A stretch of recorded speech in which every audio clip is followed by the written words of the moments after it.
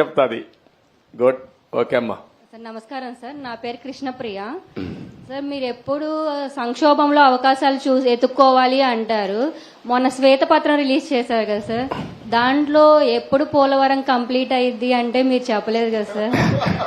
నా తల్లి చాలా తెలివి ఎక్కువ అయిపోయింది అందరికి. ఇప్పుడు పోలవరం వచ్చింది ఇష్యూ ఏంటంటమ్మా, అక్కడ డయాఫామ్ వాల్ ఒకటి ఉంటుంది. మీకు అందరికి రాష్ట్రంలో ఉండే అందరికి అర్థం కావాలి.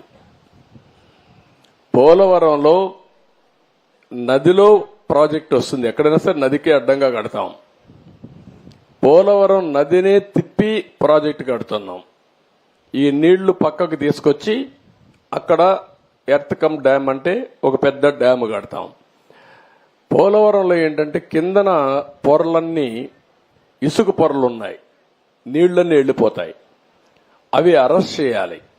అది అరెస్ట్ చేయాలంటే ఒక స్పెషల్ టెక్నాలజీతో 95 మీటర్ల వరకు ఒక కట్టడం కట్టాలి.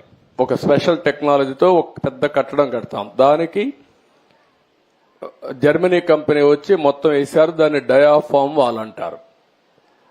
అది నేనేం చేశానంటే, పోలవరంలో 6 నెలలే పనులు అవుతాయి.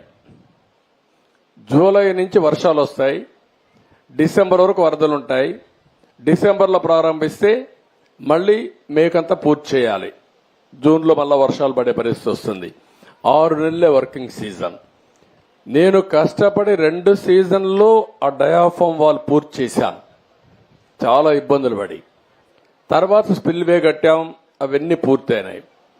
ఈ పని చేయాలంటే ఎర్త్ కమ్ డ్యామ్ కట్టాలంటే పక్కన 2 వాల్స్ కట్టాలి. అవి కాఫర్ డ్యాములు అంటారు. దానికి కూడా నీళ్లని రాకుండా కొంతవరకు డ్రౌటింగ్ చేయాలి. డ్రౌటింగ్ కూడా చేసి అక్కడి నుంచి కట్టుకొని రావాలి.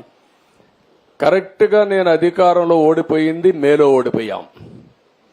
మే జూన్ వరకు గాని పనిచేస్తుంటే డయాఫామ్ వాల్స్ అన్ని పూర్తి చేసేస్తుంటే నీళ్లు అక్కడికి వచ్చేటి కాదు.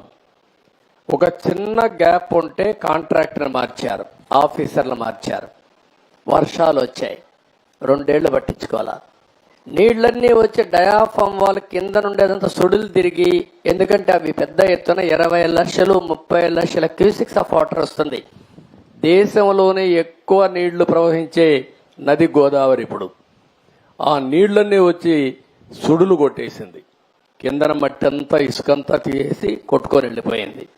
ఆ సుడులతో కాఫర్ డ్యామ్ దెబ్బతినింది, డయాఫామ్ వాల్ దెబ్బతినింది. ఇప్పుడు నువ్వు అన్నట్టు సిడబ్ల్యూసి మన దేశంలో సెంట్రల్ వాటర్ కమిషన్ అనేది అతిపెద్ద టెక్నికల్ అడ్వైజరీ కమిటీ. వాళ్ళు చెప్పింది ఫైనల్. ఇప్పుడు వాళ్ళు కూడా చేతులు తీశారు, దీన్ని ఏం చేయాలన్నా మాకే అర్థం కావడం లేదని. అక్కడ